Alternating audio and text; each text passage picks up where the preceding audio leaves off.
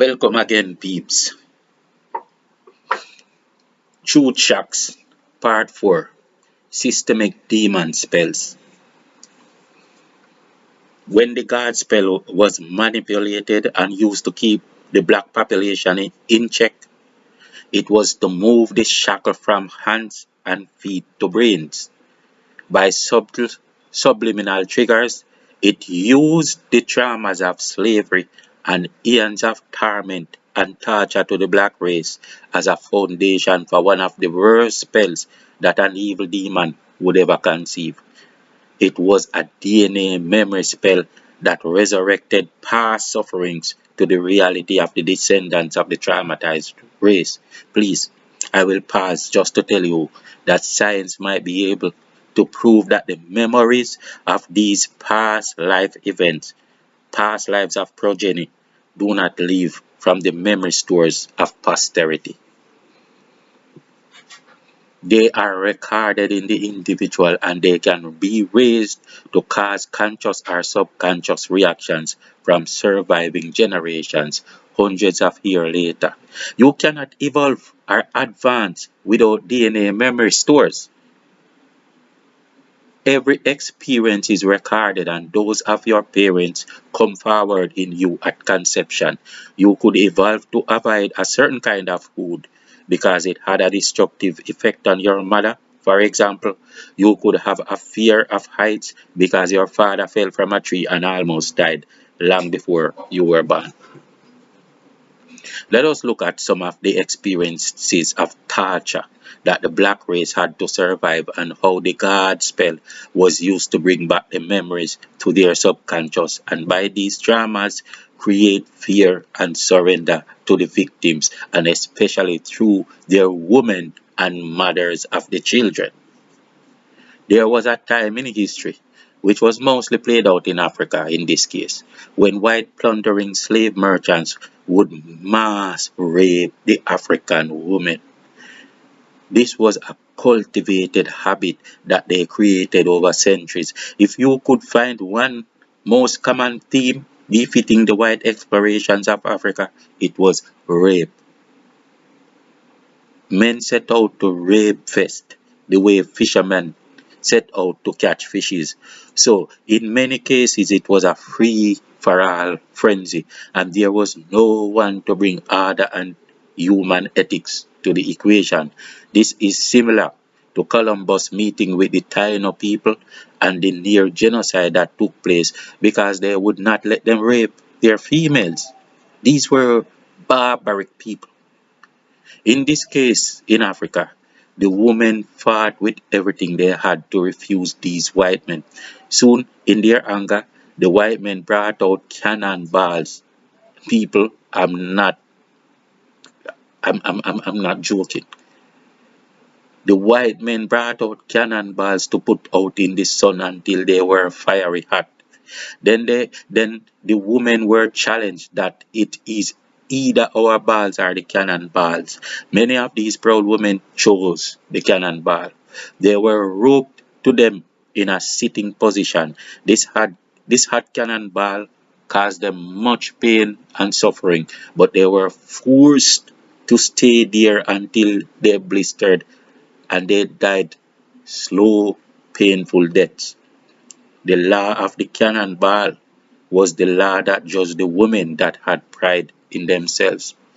The cannon has the shape of a penis. Think about it, right? And the balls were like testicles, huge balls, right? Thus the pronouncement that it is either our balls or the cannonballs. Many years later, to the generations of the enslaved ones brought from Africa, the slave makers realized that there had to be some sense of emancipation to the slaves because they would not be contained for much longer under their present mindset. The slaves were whooping their asses, and Haiti had already sent home the French, and I know that islands like Jamaica was getting ready to do so. A lot of these white men found their way back to their homelands in fear, but they wouldn't let on that they couldn't contain the uprisings anymore. So they played like, they still had the authority, and they were working for mutual grounds between like they were meeting with the enslaved and talking to them like man to man, like, okay, we understand you have problem, we have problem, so we are gonna meet one another, each other halfway and stuff like that. But it was just a trick to say we have power, but we are only showing kindness. The black race just did not know or did not realize that if this was a struggle that kept on, they would be on top. Many enslavers, as I said, were packing up and leaving for their countries in fear that one day a rebellion would come their way. They decided to use the Christian religion as a guard spell.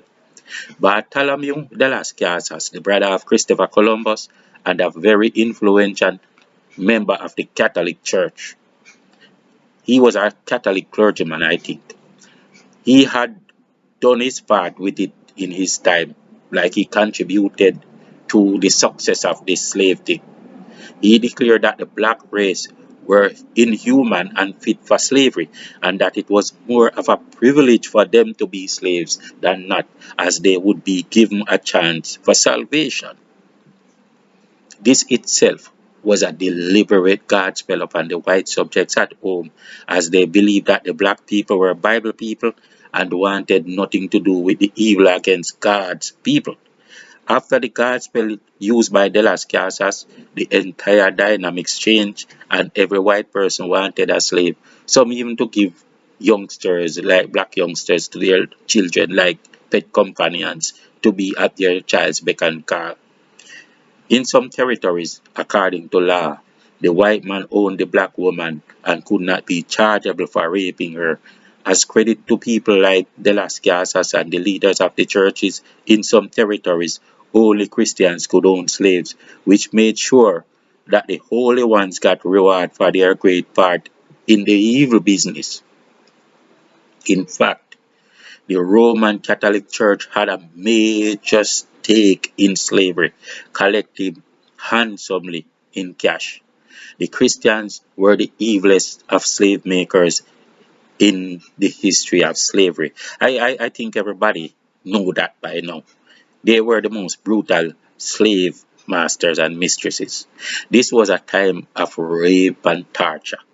The black race was tormented from at least 300 BCE up until this day, where many of the evils are subliminal and the physical assaults are done but blessed with silence from the news media, are on remote parts of the globe like India, Australia, and plundered Africa, where England and America continue the most barbaric and inhuman exploits while calling upon the same Africans they trample underfoot to rise and fight Russia for them. That is in 2022. Let me tell you about the egoistic masculine demon. The egoistic masculine can be either male or female gender, just as the emotional deceiving feminine can be either. Think about the word dick in all its expressions. What is a dick and who is one? A dick is an impregnating member.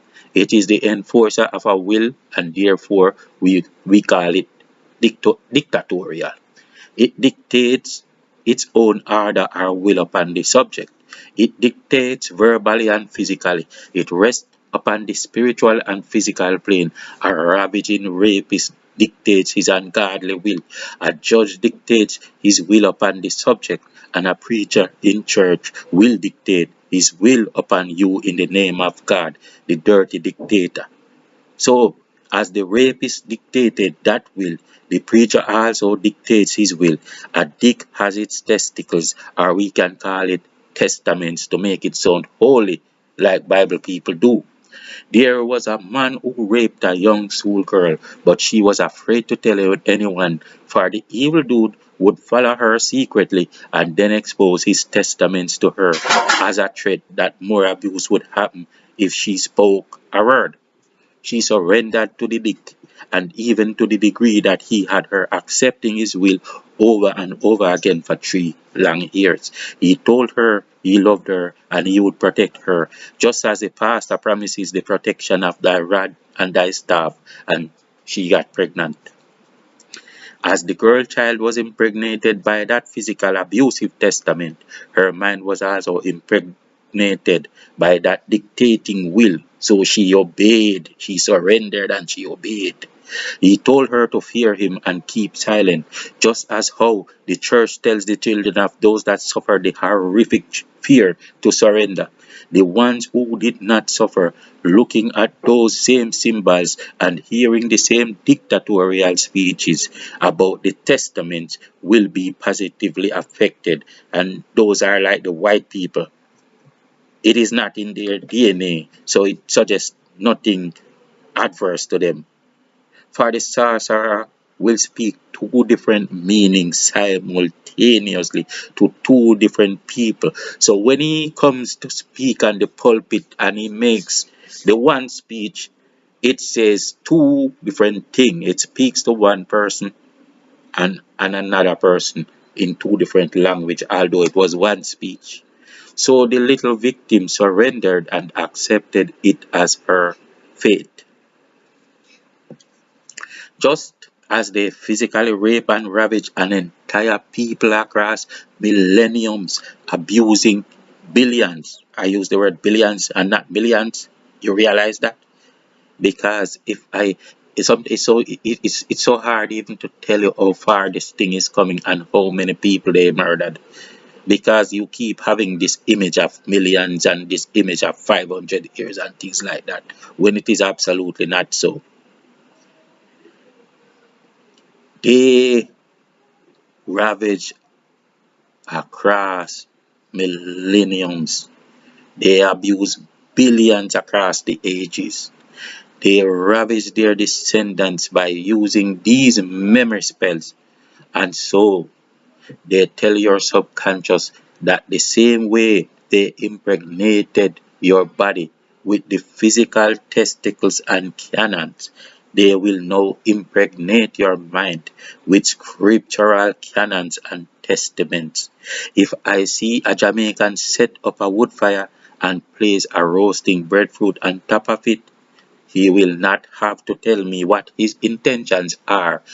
This is how you roast a breadfruit. In that same way, those descriptions above are simple ways to perform DNA memory magic rituals. And moreover, it is done to the exact formula every time, at every stage, and not with any room for chance. The God spell is a sorcerer's cult, and the Bible is a book of spells. No church, no preacher, or no clergy can challenge me, not even to save the name of the religion.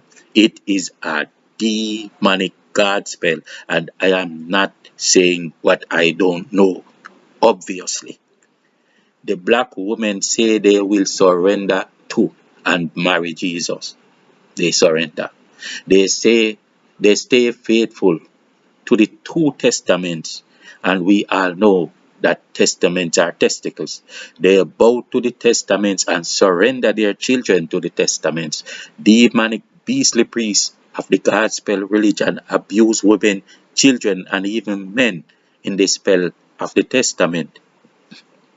Not only is this the induction of surrender to docility, but it is the separation of the men from their women.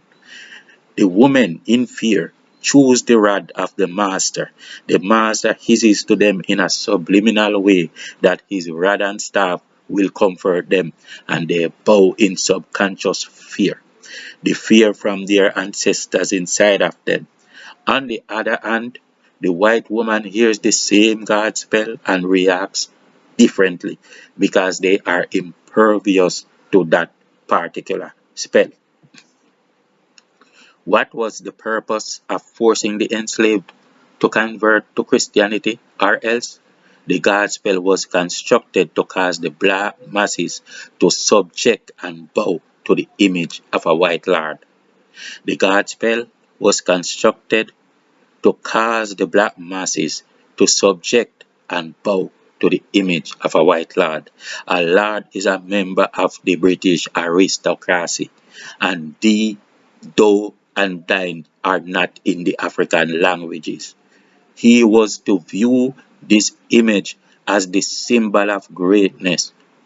Yes, the black man was to view this image as the symbol of greatness, and it would become a new norm for all his generations to come.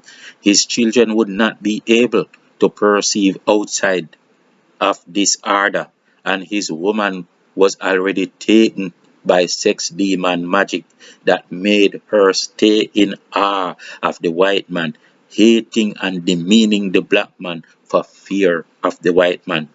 His children was given a white doll and thought that it was beautiful. His woman bleached the skin of his son and challenged him if he protested. There was only one image of greatness, and no resource would be spared to make him of any seeming value. The black man calls the black woman the empress and tries to tell her that she is beautiful, natural. But how can she believe it when Jesus looks different?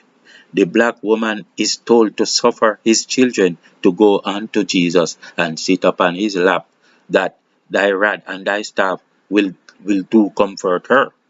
Yes, they subliminally show her the tool of rape. She goes to the church where the priest awaits in a skirt looking like Jesus. The black woman is determined to marry Jesus and blonde her hair to compete, and ain't one fuck that the black man can tell her. Peace out, my people. See you in part 5.